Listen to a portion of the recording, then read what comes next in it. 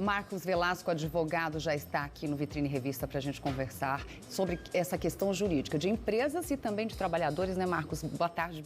Obrigada pela presença aqui. Eu que agradeço. Boa tarde a todos. Muitas dúvidas nesse momento. As empresas não sabem como agir para estarem dentro da lei, não sofrerem consequências futuras, né? Qual a principal dúvida que tem chegado no escritório de vocês? A principal dúvida é: se o meu patrão me dispensar nesses dias, eu vou sofrer descontos no meu salário?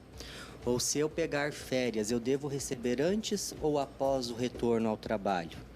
Quanto tempo eu vou ficar afastado do trabalho? Vamos responder essa já, Marcos, então, porque é uma dúvida comum a muitas pessoas hoje nessa questão do coronavírus. Isso. Essa insegurança jurídica, ela é atípica, né? Como é um vírus e teve essa pandemia que está sendo a nível mundial, é lógico que o direito do trabalho não está preparado para enfrentar algo como a saúde também não e como outros ramos também não, né? Então nós temos que improvisar, né? Por força maior, as empresas devem buscar o sindicato da categoria dos trabalhadores e fechar acordos coletivos para prorrogação de jornada de trabalho, né? Se suspender o trabalho a partir de sexta-feira ou de segunda-feira, buscar antes disso jurisdicionar um acordo, né? Extrajudicial mesmo, porque em virtude disso, em dezembro, o Ministério do Trabalho deixou de existir. O Ministério do Trabalho foi incorporado como uma Secretaria do Trabalho dentro do Ministério da Economia. Então, antigamente, se protocolava esses acordos no Ministério do Trabalho. Hoje, tem que ser procurado o sindicato da categoria. Sindicato da categoria, isso dos trabalhadores. Cidade. Isso, para ter uma segurança jurídica de futuramente, talvez, proteger o trabalhador e também proteger a empresa com uma segurança jurídica pontual, né? Mas porque, por exemplo, se a empresa quiser dar férias coletivas hoje para os trabalhadores, ela deveria, pela lei, anunciar essas férias e homologar ela 15 dias antes do primeiro dia de gozo delas. Então, não tem tempo para isso hoje. O que fazer? Procurar o sindicato, elaborar um acordo coletivo de férias coletivas por força maior. A CLT tem algumas questões por força maior que é possível ser feito, mas como isso é algo novo, a legislação não vai abarcar isso. E se a pessoa não fizer acordo, seguirá na sequência a legislação já existente. Aí que pode entrar as consequências para as empresas. Agora, nem toda empresa tem condição, Marcos, de dar as férias coletivas agora. Qual que seria a outra opção para essas empresas? Então, existem 3 opções. A empresa suspender o trabalho e liberar o trabalhador. Se ela fizer isso sem nenhum acordo coletivo ou sem férias coletivas, ela está assumindo o risco administrativo. Quando o trabalhador retornar, ele vai ter o seu salário garantido sem nenhum tipo de desconto, Elis. Não pode descontar esses dias lá nas férias. Não pode. Se a empresa simplesmente tomar e deliberar por decisão da diretoria de dispensar esses trabalhadores, não pode ser descontado futuramente. Por isso que tem que ser feito esse acordo antes para ter essa segurança jurídica. Você me perguntou se a empresa não tem condições de dar férias coletivas agora. Pode ser feito um acordo de compensação de jornada. Digamos que ela precise dispensar por esses 14 dias que o Ministério da Saúde, as instituições estão liberando, dispensando as aulas também até o dia 7 de abril, né? Que é uma previsão, né? Então está se transformando mais séria do que a gente imaginava, né? Então, você pode dispensar esses trabalhadores através desse acordo de compensação de jornada e quando retornar ao trabalho na normalidade, trabalhar essas horas que o trabalhador foi dispensado 2 horas por dia, que é o limite que a Justiça do Trabalho, que o Ministério do Trabalho e a legislação autoriza. Digamos que o trabalhador trabalhe 8 horas diárias, ele vai poder trabalhar 10 e essas horas vão sendo descontadas dessa suspensão que teve, desde que seja feito um acordo coletivo e homologado pelo sindicato da categoria. Tem que ser no sindicato, você não pode fazer um acordo diretamente com o seu funcionário, tem que ser algo Isso, essas questões pontuais e por força maior, a legislação ainda não abarcou. Por mais que nós tivemos uma reforma trabalhista recente, ainda não existe legalmente o fato de poder fazer isso sem a participação atuação do sindicato. Marcos, em relação ao trabalhador doméstico, depois a gente já vai atender a pergunta de casa, você de casa que tem dúvidas, por favor, pode mandar pelo WhatsApp 991 17 0028. O trabalhador doméstico, ele tem que vir e voltar no transporte público, é uma preocupação para todos. Como as pessoas devem agir em relação a esse trabalhador? Segue o mesmo sentido, Elis. Existe o Sindicato das Empregadas Domésticas, por mais que ele ainda não tenhamos conhecimento seja legitimado ou não, mas ele existe, em Cascavel existe, inclusive, esse sindicato. Busque o máximo possível se precaver.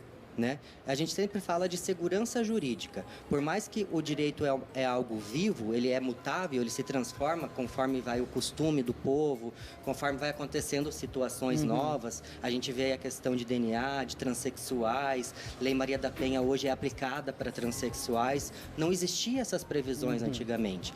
Então, as pessoas têm que se precaver. Fazer acordo coletivo, não tem sindicato da doméstica na sua cidade, faça um acordo escrito com o seu trabalhador, com a anuência dele, para depois não sofrer uma sanção jurídica, por mais que possa ocorrer, mas é uma segurança jurídica maior. Esse trabalhador, ele pode exigir e falar, olha, eu não quero trabalhar a partir de tal data, porque eu estou me sentindo inseguro, porque eu dependo do transporte coletivo, é claro, que é um risco para o trabalhador, também para a família que o recebe, né, que pode, nessa questão de vírus aí se propagando, é uma preocupação. Tem que ter um consenso comum, né? Digamos que o trabalhador seja um cidadão, um ser humano que esteja no grau de risco, diabético, cardiopata. É lógico que ele vai primar pela saúde dele. Então, o trabalhador e o patrão têm que entrar no consenso com relação a isso. Tá certo. Vamos atender o pessoal de casa, então. Na tela, a dúvida. Se eu estiver com alguns sintomas e me sentindo mal, mas meu patrão não quer me liberar, eu tenho o direito de não ir? O fato de você estar se sentindo mal e estiver com os sintomas, a primeira opção que você tem, a única opção é procurar o sistema de saúde. Fazer a sua consulta, você vai entrar no possível risco ou não. Se for descartado que você não possui o coronavírus ou que você não esteja nesse grau de risco, você deve ir trabalhar, porque você vai sofrer descontos nos seus vencimentos. Agora, se você for incluído como grau de risco ou estiver com um possível coronavírus, o médico vai atestar e vai ser liberado do serviço. Aí a gente tem uma outra situação nova, que você falava das situações novas, porque hoje o exame demora de 4 a 6 dias para ficar pronto. Então, se a pessoa está com sintomas de gripe, eu acho que por lógica, né, e por bom senso, ela não deveria ir ao trabalho, né? Dá para ser um acordo também entre funcionário e patrão aí, porque até confirmar se é corona ou se não é, como é que faz? Passa para os outros? Se não houver consenso, tem que pensar primeiro na saúde, né? Fique em casa, que é o que está acontecendo em todas as mídias, famosos, pessoas das mais variadas classes sociais ficando em casa por consciência, né? É uma questão de saúde pública, né? Então, se o trabalhador tiver esses sintomas e o patrão não liberar, fique em casa. Confirmou depois, busca a justiça para verificar se teve algum prejuízo ou não. Ou então tem esses dias descontados, se for o caso, mas preserve a sua saúde. Tem outra pergunta, Marcos, do pessoal de casa, vamos pôr na tela aqui. Boa tarde, como ficam as gestantes, tanto no setor público quanto no privado, caso sejam afastadas? Isso afeta a licença maternidade?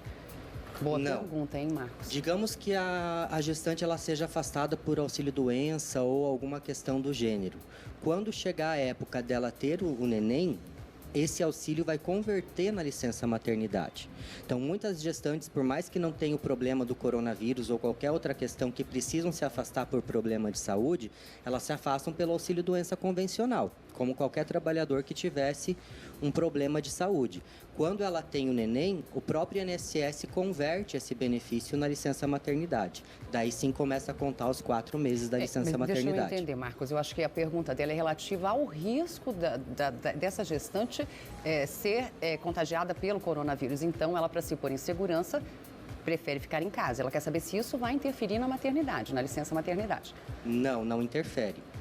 Caso ela seja afastada do serviço, não vai interferir. Que daí é um consenso também entre ela e o patrão. Não vai interferir na licença maternidade.